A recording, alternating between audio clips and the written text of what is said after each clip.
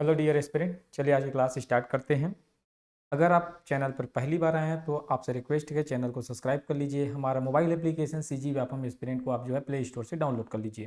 ठीक है, क्योंकि बहुत सारे बच्चे कमेंट करते हैं सर इसका पीडीएफ कहाँ मिलेगा, है ना, या कौन सा ऐप को डाउनलोड करना है। तो अब आपको पहले ही मैं बता देता हूँ, स्क्रीन में आपको दिख रहा होगा। ठीक है, सीजी व्यापम एस्पिरेंट का हमारा मोबाइल एप्लीकेशन है, iOS पर भी अवेलेबल है हम लोग। साथ ही हमारा वेबसाइट है cgvapam पे आप जो है जाकर जो है वहाँ पे लॉगिन कर सकते हैं। ठीक है, अगर इसमें नहीं खुलेगा cgvapam.experience.com में तो हमको आप मैसेज कर दिए, हम लिंक आपको शेयर कर देंगे जिससे वो ओपन हो जाएगा। ठीक है, चलिए अगर आप iOS में डाउनलोड करना चाहते हैं तो भी आप हमको व्हाट्सअप कर सकते हैं, नंबर दिख रहा है आपको, उसमें भी हम आपको लिंक दे देंगे। फिर आप जो है iOS में भी हमारा एप्लीकेशन आप चला सकते हैं। ठीक है, चलिए तो ये मोबाइल का एंड्रॉयड एप्लीकेशन है, ध्यान रखिएगा। ठीक है, बाकी के लिए भी अवेलेबल है, लेकिन उसका लिंक अगर आपको नहीं मिलता, ठीक है, अगर डायरेक्ट आप सर्च नहीं कर पाते तो लिंक हमसे ले लीजिएगा नंबर पर कांटेक्ट करके, फिर हमको आपको प्रोवाइड करा देंगे। ठीक है, चलिए आज सेकेंड क्लास है, हम रविंद्रनाथ मिश्र जी की किताब से जो है, ठीक है, इतिहास पढ़ रहे हैं। आपको कल से मैं जो है इसका सेशन जो है स्टार्ट किया हुआ है। साथ ही ये भी बताना चाहूँगा आपको कि ये जो किताब है, ठीक है, इसमें चैप्टर 1 जो है, इसमें जितना भी फैक्ट मिले वही इंपॉर्टेंट है। इसके बाद का जो भी चैप्टर है, ठीक है, वो चैप्टर पूरा संस्कृत में है। ठीक है, लगभग पूरा संस्कृत में लिखा हुआ चैप्टर है। और जिसमें जो है आपको सेकंड चैप्टर में जितना भी राजा हुए उसके माता का नाम, उसके पिता का नाम लिखा हुआ है, कहाँ से थे उसको लिखा हुआ है। उसके बाद एक लास्ट चैप्टर है जिसमें जमींदारियों के बारे में बताया गया है।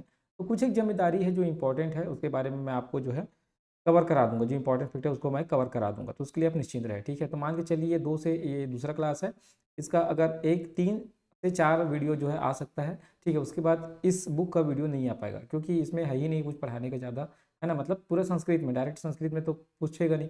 ठीक है, तो जो फैक्ट वाला जो पोर्शन रहेगा, ठीक है, जो जमींदारी वाला, उसको मैं आपको बता दूंगा।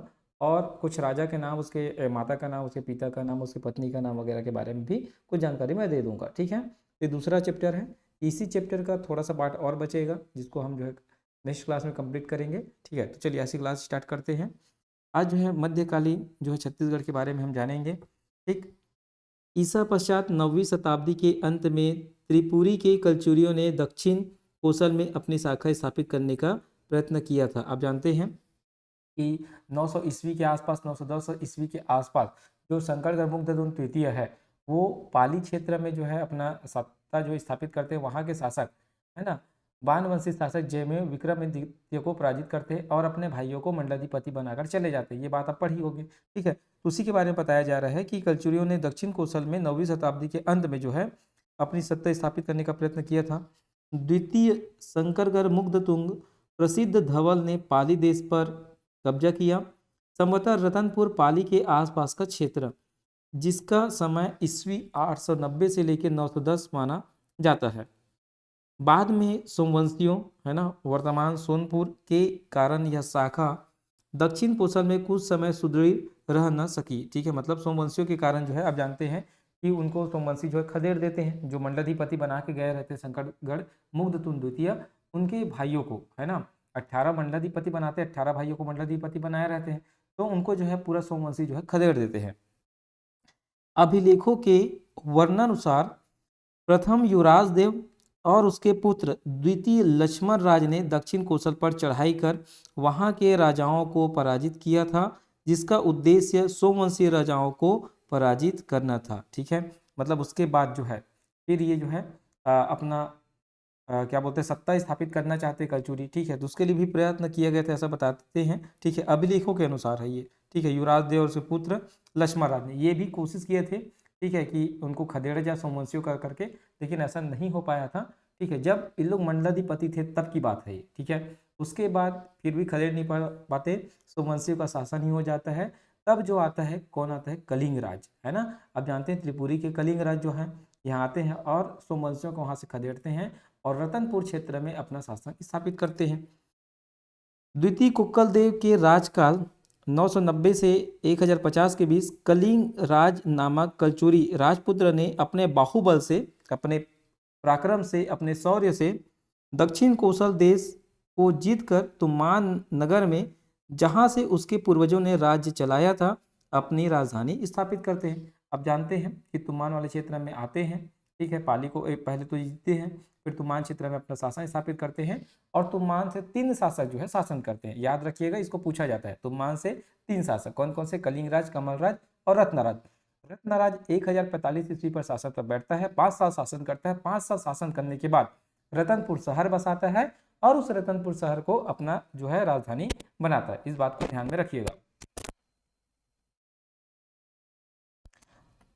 इसके पश्चात रतनपुर के कलचुरी राजवंश के अंतर्गत कमलराज 1020 के लगभग गद्दी पर बैठता है। ठीक है, ठीक 1000 से 20, 1020 से 1045, मतलब जो कमल राज है 1020 ईस्वी पर शासन पर बैठता है और 1020 से लेके 1045 ईस्वी तक शासन करता है।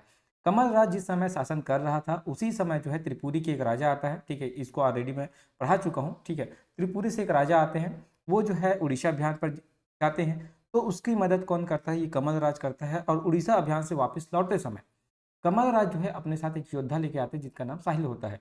वही साहिल जो है इसके मतलब इस कलचुरी राजवंश में आप बोल सकते हैं साम्राज्य विस्तार करने में उसके जो वंशज आएंगे वो महत्वपूर्ण जो है भूमिका निभाते हैं। ठीक है, कमल राज के बाद रत्नराज जो है गद्दी पर बैठता है। उसने कोमुमंडल के अधिपति वज्जुक अथवा वजु वर्मा की कन्या नोलन्ना से विवाह किया।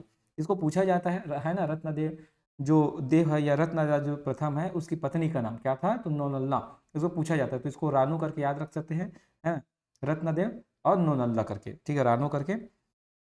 ऐसा प्रतीत होता है कि इस विवाह से छत्तीसगढ़ पर उसका अधिकार दृढ़ हो गया, क्योंकि उसके बाद अनेकों ताम्रपत्र में इसका उल्लेख आया है। ठीक है, रत्नदेव ने अपने नाम से रतनपुर, है ना, ये रतनपुर नामक नगर बसाकर वहां अपनी राजधानी स्थापित की।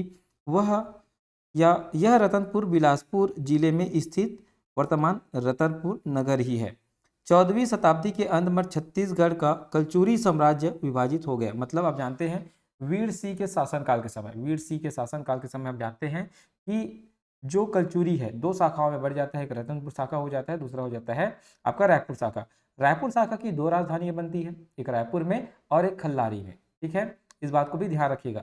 रायपुर शाखा की अगर बात करें उसको लाहौरी शाखा कहा जाता है। रायपुर शाखा में कुछ बातें आपको ध्यान में रखना है, जैसे केशव चंद्र देव, रामचंद्र देव, ठीक है, ब्रह्मदेव राय, सिंघन देव। ठीक है, सिंघन देव बहुत इंपॉर्टेंट है। इंदिर एक राजा है, इंदिर के बारे में आप लोगों ने शायद ही पढ़ा होगा, है ना, जहां तक मेरे जानकारी है। ठीक है, क्योंकि लोकल बुक में आपको जो है वो देखने को नहीं मिले। तो राजा इंदिर के बारे में जरूर पढ़िएगा आप, अगर आप पीएससी की तैयारी कर रहे हैं तो। हो ना हो, मैं बोलता हूँ आज नहीं तो कल राजा इंदिर को लेके एग्जामिनर जो है क्वेश्चन बनाएगा। ठीक है, तो राजा इंदिर को या उसी को दंधीर के नाम से, इंदिर के नाम से जो है बताया गया है, तो उसके बारे में जरूर आप जो है जानकारी इकट्ठा करिएगा। ठीक है, उसके बाद जो है आप याद रखते हैं, ठीक है, ब्रह्मदेव का पुत्र था हाजीराज। ठीक है, हाजीराज जो है ब्रह्मदेव के शासनकाल के समय, ध्यान रखिएगा, ब्रह्मदेव के शासनकाल के समय जो है हटकेश्वर महादेव मंदिर का निर्माण करवाता है महादेव घाट में। इसको पूछा गया था, इस बात को भी विशेष रूप से आप ध्यान रखिएगा। ठीक है, ब्रह्मदेव राय का पुत्र था हाजीराज। ठीक है, इसको भी ध्यान रखिएगा। ठीक है, उसी प्रकार आप जानते हैं एक दूधाधारी मठ का निर्माण, है ना, बलभद्र दास ने करवाया था। ठीक है, वो भी इंपॉर्टेंट है, उसको भी ध्यान में रखिएगा। ठीक है, चलिए, तो इतनी बातें जो है जो बताते जा रहा हूँ उसको भी आप नोट डाउन करते चलिए। उसकी एक शाखा रतनपुर राज्य चलाने लगी, दूसरी शाखा ने रायपुर में अपनी राजधानी स्थापित की।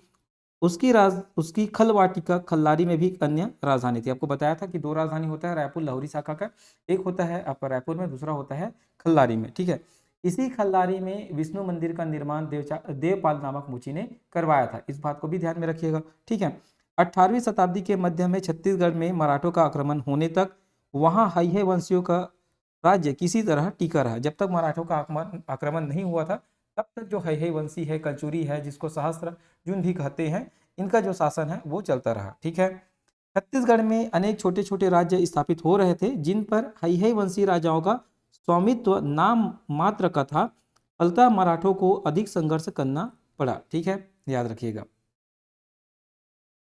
उसके बाद याद रखते हैं छोटे राजाओं ने इनका स्वामित्व जो है स्वीकार करते थे। आप जानते हैं जब जाजलदेव प्रथम आते हैं वो त्रिपुरी की अधीनता अस्वीकार करते हैं। मतलब इस बात से पता चलता है कि जाजलदेव कितना पराक्रमी शासक था। मतलब अपने ही वंशज से, एक प्रकार थे उसके वंशज वहां से आए हुए थे, तो अपने ही वंशज का अधीनता अस्वीकार करना कितनी बड़ी बात है। मतलब उसके अंदर एक साहस था, मतलब ठुकराने का साहस था, कहीं ना कहीं वो योद्धा था। इसीलिए जो है वो अपने वंशजों का जो बोल सकते हैं अधीनता जो है अस्वीकार कर देते हैं। और जब अधीनता अस्वीकार करते हैं तो त्रिपुरी के जो कलचुरी है उन्होंने चू भी नहीं किया, मतलब वह उसके ऊपर आक्रमण करने का प्रयत्न भी नहीं किया।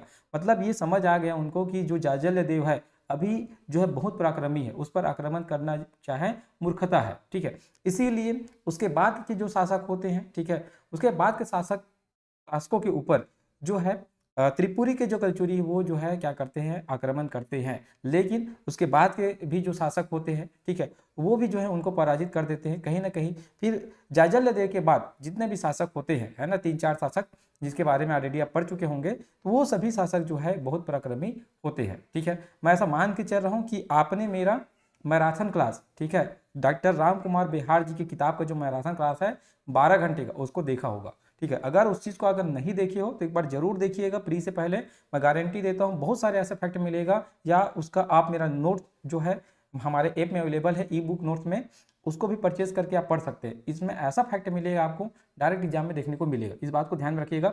आपको एक फैक्ट यही बता देता हूँ अगर जानकारी नहीं होगा तो, जो सोमेश्वर देव है, ठीक है, अब जानते हैं बस्तर में सोमेश्वर देव के बारे में आप पढ़ेंगे, तो जो सोमेश्वर देव है और जो जाजल्य देव है दोनों जो है साढ़ू भाई होते हैं, ये फैक्ट आपको नहीं मिलेगा, ठीक है। मतलब दोनों की पत्नी जो है बहन थी, ठीक है। और कहने का मतलब है कि दोनों जो राजा थे, ये सोमेश्वर देव है और जाजल्य देव, ठीक है, दोनों बहुत पराक्रमी शासक हुए अपने अपने राजवंश पे। इस बात को भी विशेष रूप से ध्यान में लाइएगा, ठीक है। उसके बाद याद रखते हैं कि छोटे राजाओं में इनका स्वामित्व स्वीकार किया। इसी तरह 7 शताब्दियों के उपरांत दक्षिण कोसल में कलचुरी राज्य जो है समाप्त हो गया। अमर सिंह देव कलचुरियों का अंतिम राजा, जिसको भोसला ने निकाल बाहर किया। यही हाल उन्होंने रतनपुर की गद्दी के राजा रघुनाथ सिंह का किया, ठीक है। एक बात ध्यान रखिएगा, डॉक्टर राम कुमार बिहार जी की किताब अगर आप पढ़ेंगे तो आपको ये चीज मालूम होगा कि जो रघुनाथ सिंह है उनकी पत्नियों ने जो है इतनी जल्दी स्वीकार नहीं माना था। मतलब ये लोग लड़ाई किए हुए थे, है ना। हम जनरली यही पढ़ते हैं कि जो रघुनाथ सिंह है वो मराठा शासक जब आए, मतलब जो भास्कर पंथ आता है उसकी अधीनता स्वीकार कर लेते हैं, मतलब उसके सानिध्य जो है स्वीकार कर लेते हैं। लेकिन ऐसा नहीं है, ये लड़ाई भी लड़े थे जरूर, ये बुजुर्ग हो चुके थे लड़ाई, लेकिन लड़ाई इन्होंने लड़ा था, ठीक है। ऐसा जो है डॉक्टर राम कुमार बिहार जी बताते हैं, ठीक है। मराठों ने 1740-41 में रतनपुर पर चढ़ाई की और रघुनाथ सिंह से राज्य छीन लिया। उसी साल रघुनाथ सिंह मर गया। तब 1745 में उसी वंश के मोहन सिंह को उन्होंने गद्दी पर बिठा दिया। पश्चात 1758 में उसे निकाल दिया। उसके लड़के शिवराज राज सिंह से जागीर छीन ली। परंतु जब सन 1757 में भोसले ने हैया राज का शासन पूरा अपने हाथ में कर लिया, तब 5 गांव शिवराज सिंह ने परवरिश के लिए लगा दिया।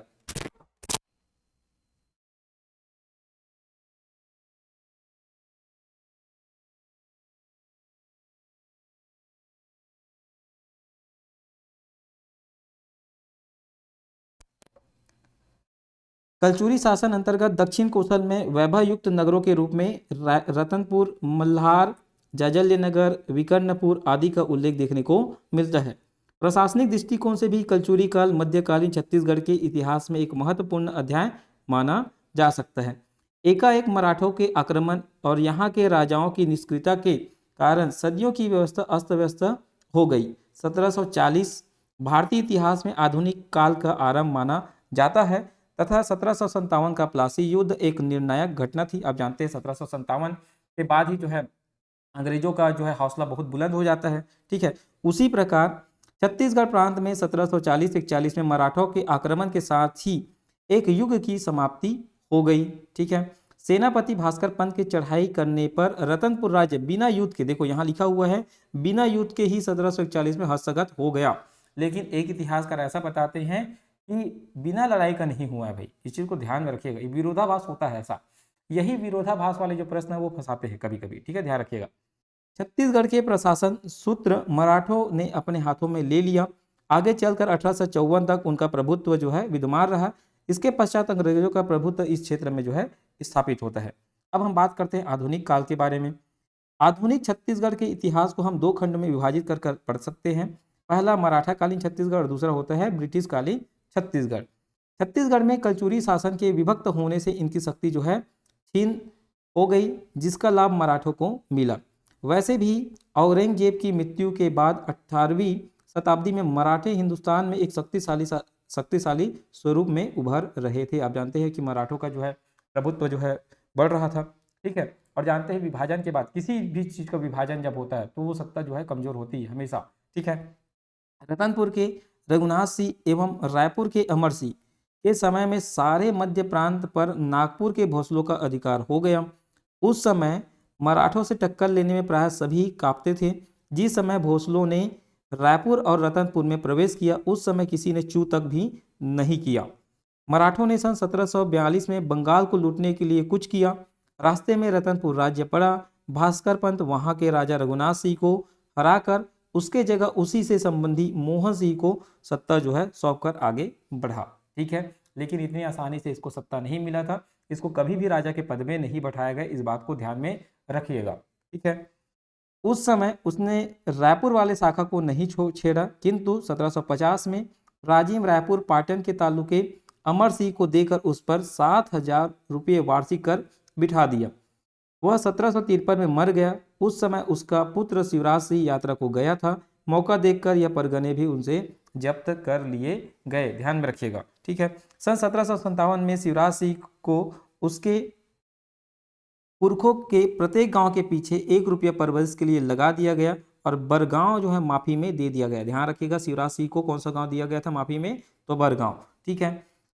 इस प्रकार 1754 के अंत तक रघोजी जो 1698 से 1755 छत्तीसगढ़ में आश्रित जमींदार, मतलब छत्तीसगढ़ के जो आश्रित जमींदार और जो रियासत थे, ठीक है, वो नागपुर राज्य की सीमा के अंतर्गत आ गया। बिंबाजी भोसले सन 1757 में शासन करने के लिए रतनपुर आया। तब उसने शिवराज सिंह को उसके पुरखों को हर एक गांव के पीछे 1 रुपया परवरिश के लिए लगा दिया। यह प्रबंध 1822 ईस्वी तक कायम रहा। इसके पश्चात गांव के पीछे रुपये देना बंद कर दिया गया और उसके एवज में 4 गांव माफी में दे दिए गए जो अब तक उसी वंश के अधिकार में है, ठीक है। बिंबाजी के अधिकार में समस्त छत्तीसगढ़ का शासन था।